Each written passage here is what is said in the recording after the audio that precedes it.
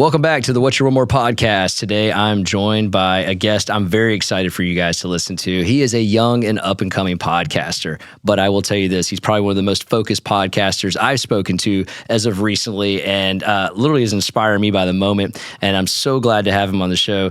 John Mendez, thanks for joining us today. It is an honor to have you here, and I am super pumped, my friend. And I've been looking forward to this for quite some time now. I'm glad we were able to get this on the schedule. I'm excited to see where our conversation takes us. Yeah, same here. You know, we met a couple months back through a mutual friend, and it was just great that the connection that was made. And honestly, it was interesting at the time. Some of the things you were talking about probably didn't even register with me until today. And really, you know, a couple weeks passing after that is, you know, this world that we're in, this crowded space that we call podcasting. I love what you said.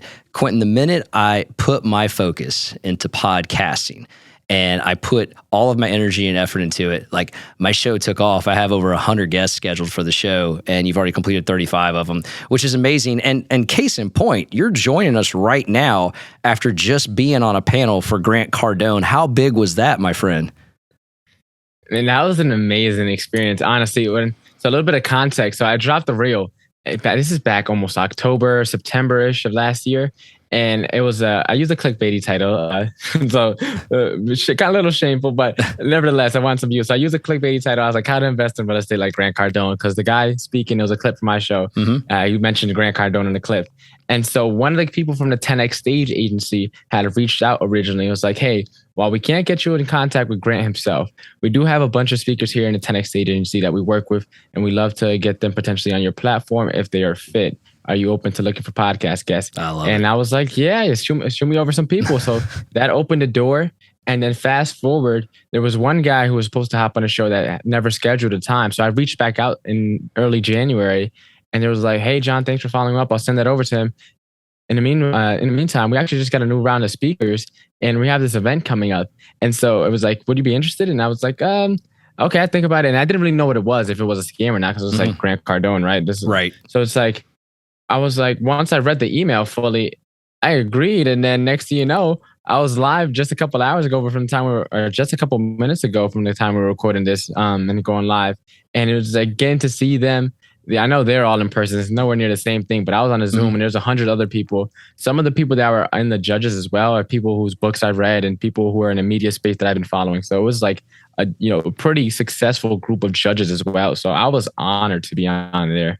Yeah, you know, when you find yourself in that kind of company, you're like, wow, like I'm in the moment right now, and super cool. And I mean, anything Grant Cardone is attached to, it's going to be hard to pass on. So, and I love the idea and the notion. You know, I said shameful comment or shameful plug out there, but the reality is, you know, I think we both have learned in life that you know the answer to all the questions you don't ask. And so if you don't put it out there, man, people are going to not notice you and not hear, you know, what you're trying to accomplish. So speaking of hearing and what you're accomplishing, let's talk a little bit. You've got a podcast. I love the name of it, by the way, Walk to Wealth. You want to talk to me a little bit about that and how you came up with that title and the meaning behind that? Yeah. So for me, I never had this in the plans. This entrepreneurship space that I'm in now is something I never originally was thinking about. I grew up in a project. There was 9 of us in a 2-bedroom. Father was absent. Mom suffered with mental health issues. So me and her never had a great relationship because it's hard to understand that stuff as a kid. And so my Dominican grandparents raised me. So money was always tight. Entrepreneurship was never something I ever thought of. And fast forward a little bit, I'm in college now. I'm a sophomore in college. And I ended up reading the book, Rich Dad, Poor Dad. And now it's the middle of the pandemic, fall 2020. I read Rich Dad, Poor Dad, and it's like, whoa, there's another way of viewing the world out there that wasn't being taught at home.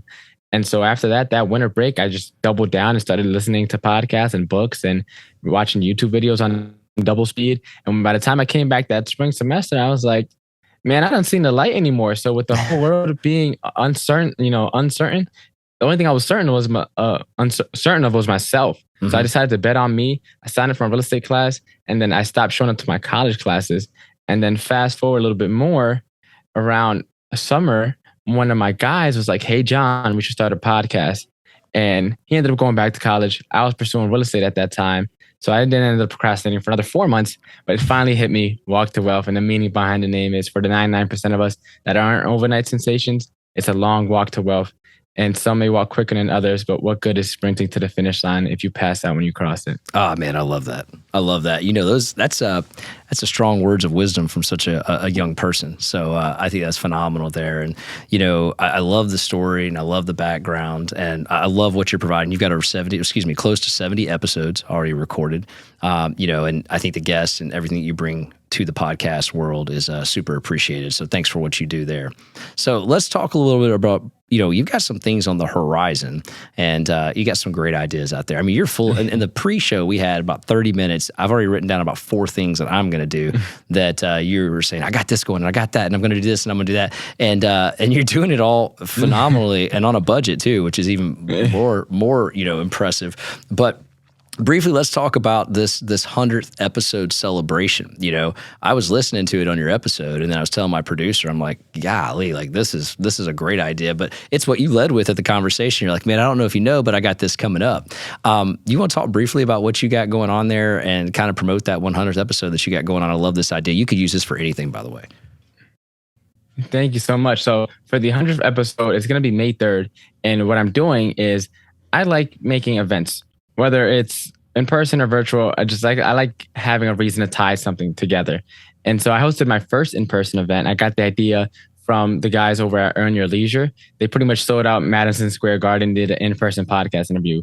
And so like me, I was like, oh, I can't sell out Madison Square Garden, but I can get something going locally. And so for me, I tried to do my first one and I did it successfully. I had 16 people show up in December. But now for this 100th episode, I'm going to make it big. So I'm doing a big giveaway. I'm going to raffle off a ticket to FinCon. It's going to be a 1-hour coaching session with me, 1-hour coaching session with one of my guys who's a public speaker and a business coach. It's going to be a swag bag with a shirt and 2 of my favorite books.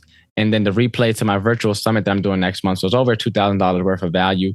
And all that's I'm going to be doing is to enter is pretty much is give a 5-star review of the podcast, take a screenshot, and then post it on the Instagram and tag me. And that's automatic entry into the giveaway. And so I'm tying that around the event. I'm also looking to get some press behind it. So there's a local page called Hey Stanford. So if you have a local page over and down in Florida, you know, try to connect with some of these local pages. And I'm going to connect with them to try to get some more publicity behind it. And I'm trying to find someone from the board of realtors in my city that has a connect news to or the Stanford Advocate. And I'm going to try to make a big press release behind it to make it this whole big thing and really put this podcast and evolve it from not just a weekly episode, but from a movement that's actually going on. Man, that's fantastic. And you could do that with any business. It doesn't have to be podcast. I love the fact that you're celebrating a milestone in your career and you're asking your friends, your families, your colleagues, guests, people, your customers, if you may, to come and celebrate this with me. You know, I want to honor you as well, and I want to put it out there. I think that's just such a phenomenal idea. So as we kind of back up and talk a little bit about what got you into podcasting, I think by this point, you're probably the 3rd person I've had on my show that's a podcaster. And I think that kind of speaks to the space of podcasting, you know, and as we've recently found out, one of the headquarters for podcasting is right here in Jacksonville. Buzzsprout is right here. And there's a lot of people in this space. As you got into it, you know, obviously you made a comment earlier in the pre-show. You said, listen, I bought in the idea of subscribing. Like everybody's going to want to subscribe or my content's so good. Why wouldn't you subscribe? And you were quickly hit with kind of a wake up, if you may. So let's talk a little bit about what happened there and why you had to pivot. Yeah. So I was like, you know, I don't want to sell out my show quite yet. You know, I don't want to just get an ad that doesn't have anything to do with what I'm offering in terms of value and education to the people that I'm trying to reach. So I wasn't just going to have a random ad person. And for to partner with someone that I actually wanted to partner up with, I'd probably need to be a little bit more established as a show. So that opportunity was out the window. And then that left sponsors. But then it's also like, well, sponsors are probably going to want some type of ROI, especially if they're a smaller business. And even if they're a bigger business, they're definitely going to be checking their KPIs and stuff like that. Yeah. So I was like, well, that's kind of out the window too, because at that time my show wasn't that established yet. And so I was like, you know, the only thing that I could probably try is because I don't have my own offer that I'm selling yet, that I could just partner up the show with. I'm just going to do a subscription route, kind of like Netflix and all these other platforms. And I think I have a pretty good show. I've been doing some good work to get better and get better at interviewing and get better at speaking. So it's like, you know, I'm going to make a subscription-based model and just have people subscribe that want extra content. Right. And then I dropped the video like December, doing like this big promo or shout out for the subscription, and then no one signed up. And then my friend who said he was going to sign up never signed up. Telling me this is my friend that said he's going to sign up. The one person I depended on left me hanging. Yeah, he ended up not signing up. He still helps me out with all my ideas though, because he's my ideal avatar. When I drew up my avatar, he pretty much fits the description exactly. So I always go to him for when I have ideas. But like he forgot to sign up because he was busy. And then I was like, well, I'll just put this, in the end of my podcast episode. And I think that last part, because Buzzsprout helps you track, the post rolls that you put into your show. Yeah. And I had like over 300 downloads, just the post roll. So I was like, okay, so if people would listen to this and no one subscribed, and they said like the conversion rate is like 2%. So at 2% conversion, 300 downloads, I should have had at least 6 people, assuming they're unique listeners. So maybe 2 to 6 people at least. And I didn't have anyone. So I was like, well, let me just kind of put the pause on this and get back to the drawing board. And Alex Hormozy talks about the longer the runway, the larger the plane that can take off, right? Sure. So if you just jab, hook, you can ask for something pretty strong. But if you just keep on jabbing, eventually the people will ask you to hit them, right? They're going to want to work with you. If you give them enough value and they don't give you anything in return, it's the law of reciprocity. So I'm like, well, I just have to put more effort into providing the best stuff, the best value, the best content, and growing my audience and cultivating that community. And then eventually, when it's time, the community will tell me what they want. And then I'll just create what they want. So if that's a personal finance course, I'll just do that. If that's one-on-one coaching, I'll just do that. But instead of trying to create the thing that hopefully the community wants, I'll just grow the community. And eventually someone will say, hey, I'm struggling with this. And I was like, hey, does everyone else struggle with this? Oh, you guys are? Well, that's what I'm doing. I'm about to go find some guests and make an episode. Yeah. So how many downloads are you up to currently?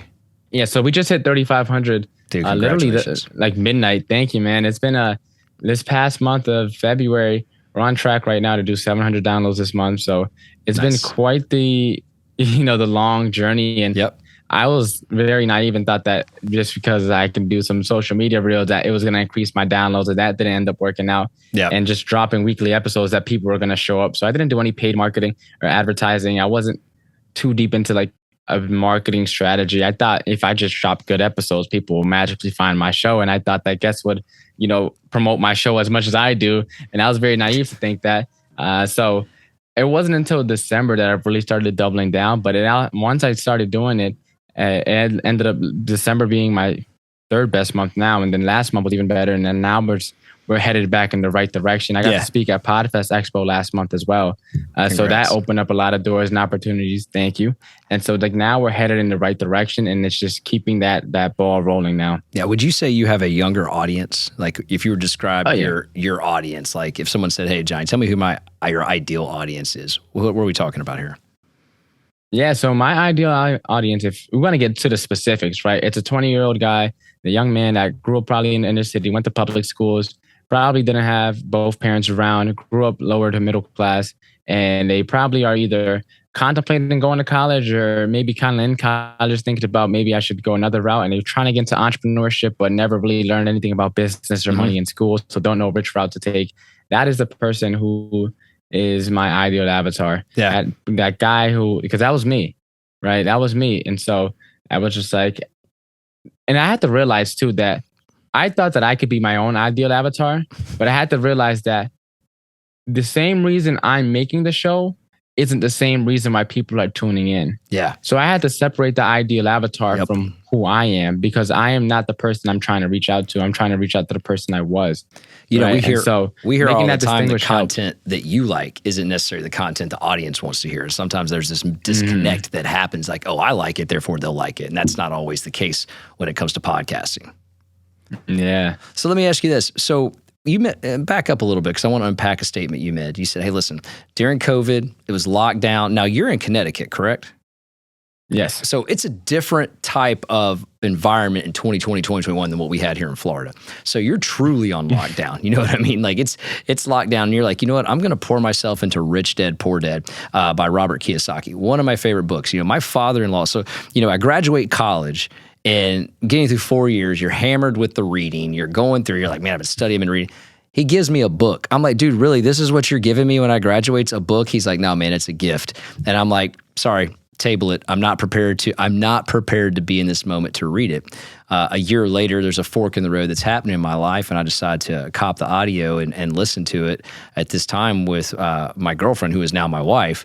And we listened to this double disc, if you may, and it changed my life forever. And I realized the gift he was giving me. And at the time, he was not my father-in-law. He was my girlfriend's father. But I realized the gift he was giving me. What an amazing book. And if you're not ready to listen to it, you're not going to do it. But in your case, what prompted you to be ready to listen to it? What prompted you to go, you know what, I'm going to go get this and see what he has to say? Yeah, this is the one question I can never answer when I hop onto these podcasts, because I genuinely don't know, man. From what I can remember, the last thing, because during the pandemic, as I said, we were kind of really locked down. So it was like every day was the same day for a while. So my memory kind of blurs. Yeah, exactly. Every single day. So the last thing that I can remember before going to Barnes & Noble and buying that Rich Dad Poor Dad, it was in September. When Tesla had their 5-1 stock split at that time. This is fall 2020. So Tesla's stock price ended up going to like 300 or something like that. And I was still working at the restaurant, and one of my friends, he worked as like the concierge at this very fancy, high-rise apartment building. And so we would always get off around the same time, around like 11 p.m. or close to midnight. We would both walk home. So he ended up going downtown. I was split up to go on to the west side, but we'd always talk on the way before we split. And one day he was like, yo, John, like, hey, we're getting this college reach fund because we're not rooming and boarding anymore. Everything was at home. Yeah. It was like, I think you should definitely invest in Tesla. Like, it's going to be a good opportunity just doing this 5-1 stock split. I don't know what any of that stuff means at the time. I'm just like, yeah, okay. Why aren't you doing it? That I always have a little bit of skepticism. Sure. Right? And he was like, oh man, because honestly, he lived with his sister and his sister's son at the time, because their parents back in Haiti. He was like, yeah, I got a lot going on at home right now. So he couldn't do it. And so for me, I thought it was very honorable that despite he couldn't invest in the opportunity, he still shared it with me, because a lot of people keep the cards closer to their chest when they know they can, because it's like, if I can't have it, no one else can. But he shared that with me. So I kind of just took his word for it and invested in Tesla.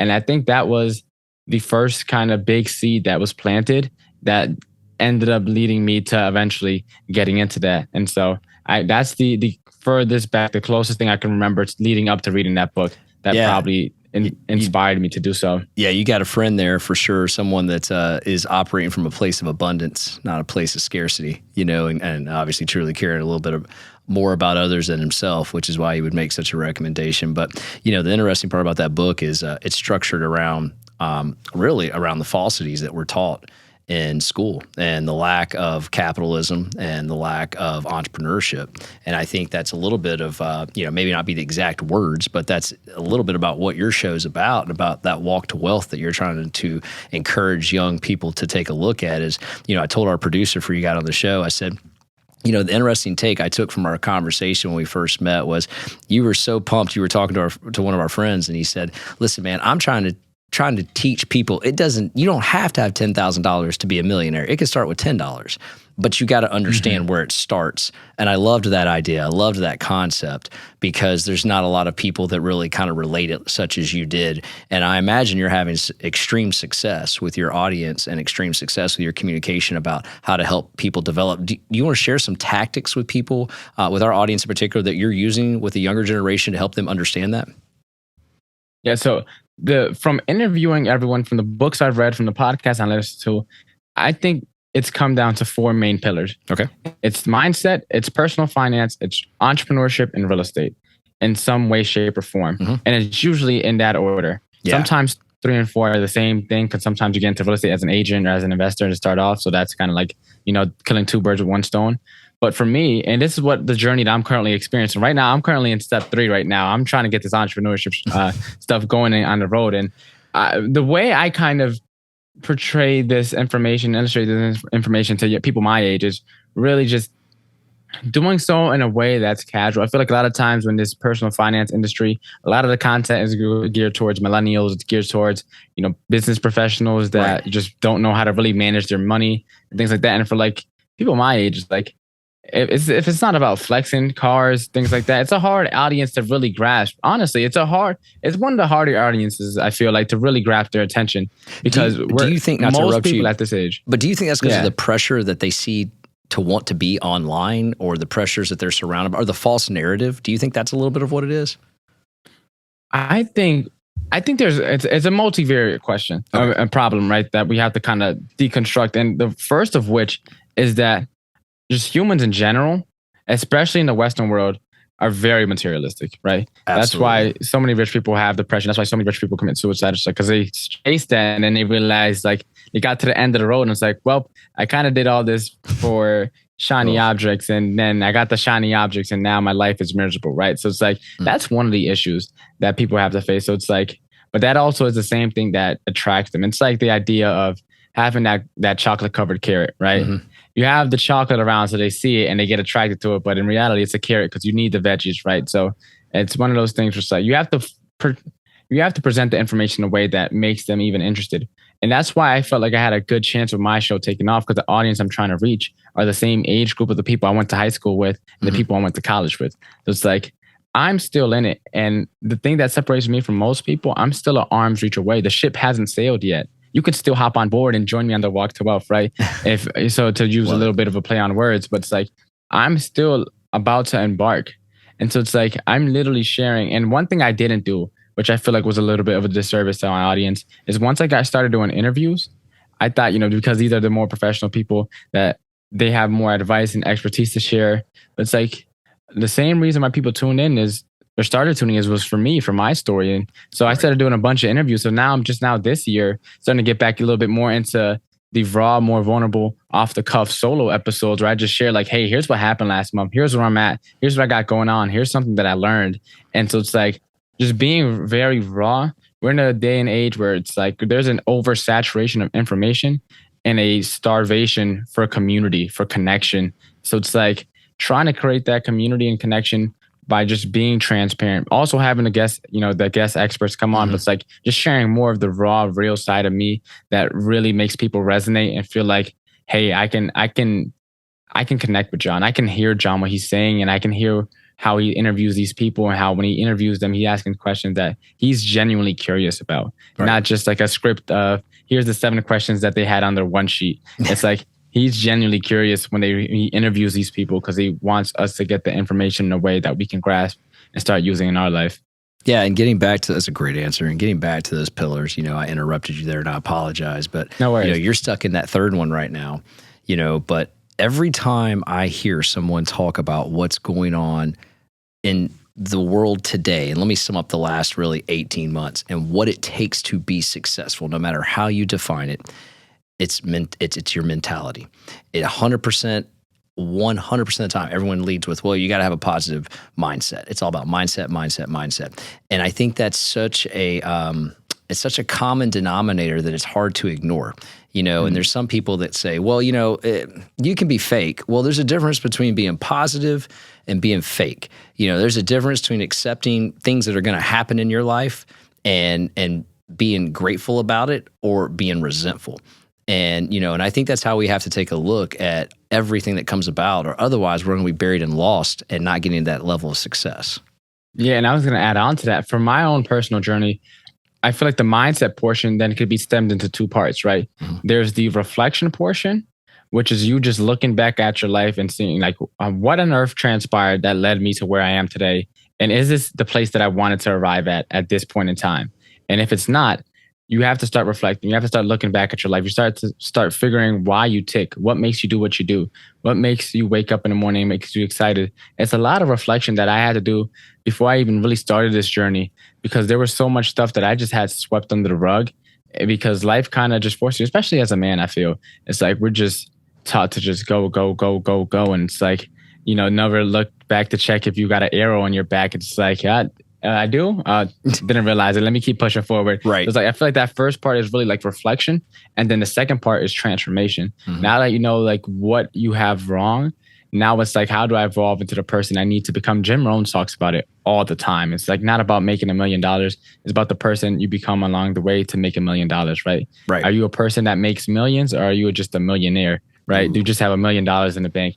And so it's like a lot of transformation. And one thing I realized is as I've been transforming and growing and investing myself is that nothing helps you more to put your limiting beliefs and your insecurities and your fears into light than talking to someone who's already made it.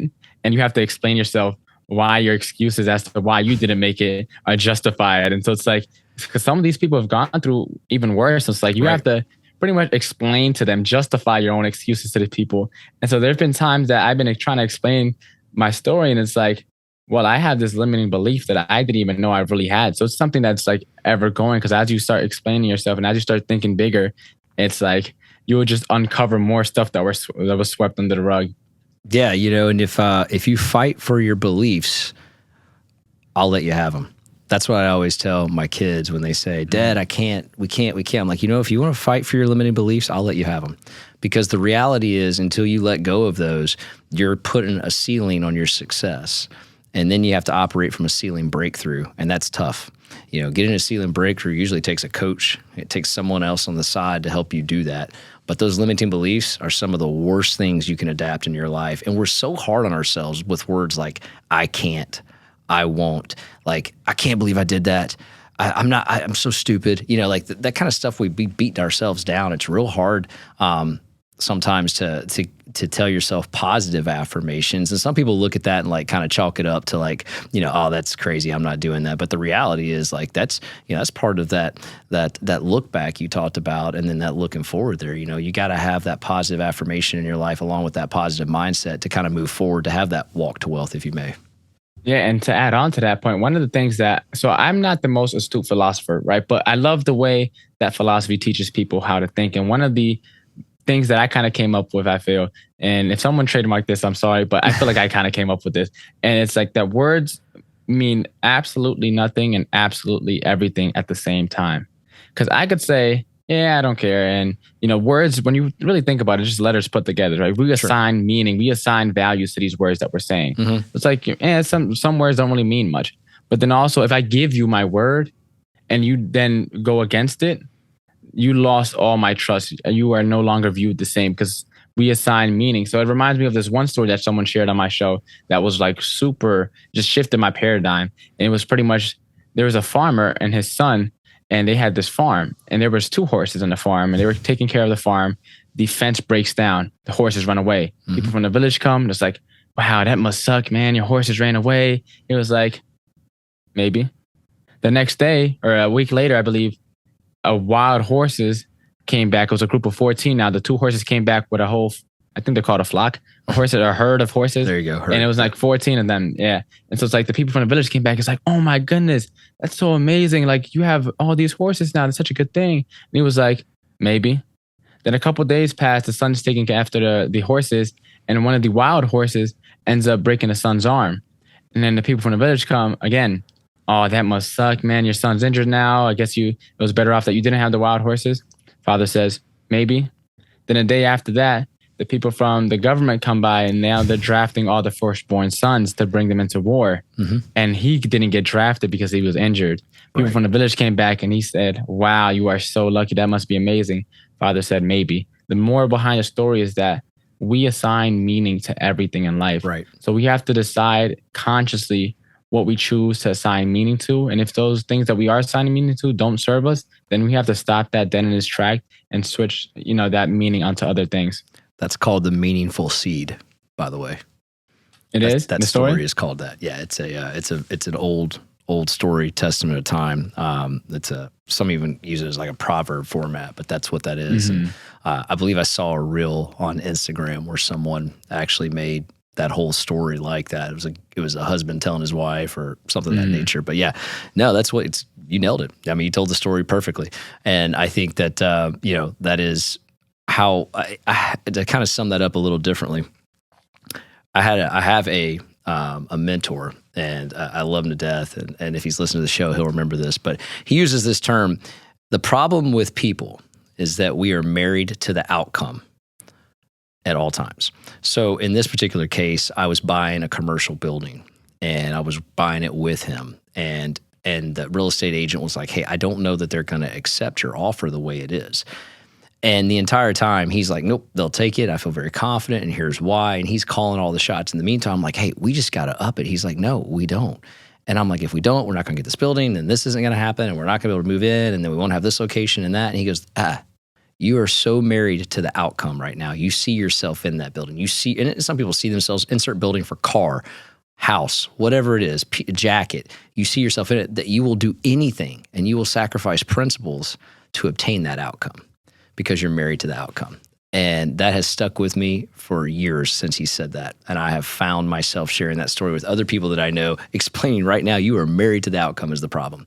And the minute you're not, the minute your decision-making will be better. Yeah, it goes back to the law of detachment, right? Mm-hmm. The people who have all the money have all the money because they don't care if they have all the money. Right? The guy in high school who has all the chicks because he doesn't care about any of the chicks. That's right. Right? It's the law of detachment, and it shows up in almost every area of life.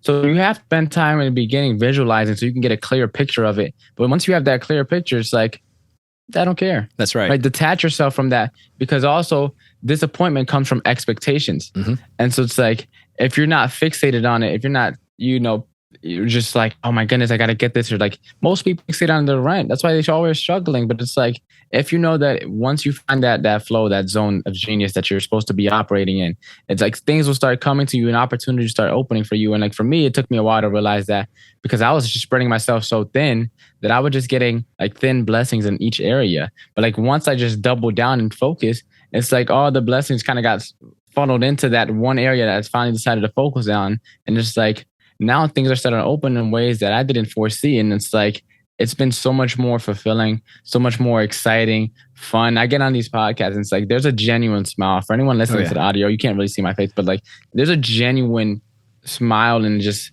change of energy when I just hop on and have a great conversation with somebody. And it's like, I know I'm in the right place. I'm in my zone of genius. And it's like, once you find that, it makes things so much simpler. Oh, yeah. And if you guys want to see John Smiley he's talking about, check out our YouTube channel on there. You'll see it on full blast, as well as on our social medias. Check us out on all channels there. You'll see that smile coming through here on the Zoom meeting that we're having right now. So, John, I got to ask you this. I was thinking about this earlier. You said, hey, listen, I don't want just any sponsor for this show. I don't want to be, I think you used the word, I don't want to sell out. I don't want to tap out yet. But, what kind of sponsor are you looking for? Let's go ahead and put that out there. I always like asking this question. Give me a couple of sponsors you're looking for to say, hey, listen, this would be my ideal sponsor. Yeah, I'd probably look for Charles Schwab. Okay. Ally Bank, because those are who I use for my checking and saving. Mint is another good one. YNAB. You need a budget for anyone that doesn't know the acronym. Those are two good ones that I would love to, because that's ones that I've used. M1 Finance is another one that I would love to have as a sponsor potentially. Those are just apps that I use, personal finance app that I use. Maybe Self. It's a credit builder app. And that's how I started building my credit. And let's see, maybe Chase, just because I love, and Amex, because I have a bunch of Chase cards. I have like close to like 350,000 points almost now. And then I haven't got my first Amex card yet, but I plan on running up the points there once I transfer over and start getting some of their cards. But those will probably be the first off the top of my head. And then if I were to do maybe like other podcasts, maybe like do like podcast promos, some of the podcasts that helped me out the most was like Bigger Pockets and things like that. And then some of the content creators that helped me out the most were this guy named Andre Jick. He helped me out with looking into index funds and, dividends. And this guy named Graham Stephan. This other guy named Brian Jung. He's more of a crypto guy now, but he used to be big in the credit world. Gotcha. This guy named Credit Shifu and Ax Sebi. Those are probably like the people who influenced me most while I was in that winter break period. I was just like going ham with all the videos and the podcasts and stuff like that. Man, right on. Well, I tell you, post show, I will try to connect you to the credit rehab and the credit improvement side of sponsorship. We have quite a few connections there, and I'll make sure that I share that contact information with you. And hopefully that'll spark something there for you, maybe an ad read or something of that nature. That would be amazing, man. Yeah, I appreciate that. Absolutely. Well, John, it was a pleasure having you on this show today. I know you are a busy man, as just coming from Grant Cardone's 10X to What's Your One More podcast. But you want to tell the audience how they can find out more about Walk to Wealth and where they can check you out at? Yeah, first, I just want to say a big thank you to you, man. You've got on a call with me, not knowing anything about me months ago. And you've seen something in me that I didn't really see at the time, because at that time I was still a little distracted. But, so thanks again for the opportunity. I'm really honored to be here. And so if anyone found anything valued that I've said or is interested at all in my conversation today that I had with you, Quentin, go check me out at walktowealth.com. It's www.walk2wealth.com. that's where you could find the podcast. That's where you can find all the social media channels. And it'll be great to just one of you guys to just DM me if you found something valuable, and I'll definitely spark up a conversation. Yeah, absolutely. And if you do shoot him a DM, he calls you out on the show for the content. So you'll definitely get an ad read from him on that. I love that. But guys, if you get a chance, check him out. It's a great podcast, and all of his content is excellent on IG as well. And if you want to hear more from our show, give us a 5-star rating on Apple, Spotify, or Google, and check us out on YouTube and on our social channels as well. We'd love to hear from you guys. John, thanks again for being on the show. It was great having you today. Thanks again. It was a pleasure. I got one more shot, I'm gonna make it. One more chance, I'm gonna take it. I meant it when I said it, now it's time for me to do it. I got one life to live, so I put my all into it, yeah.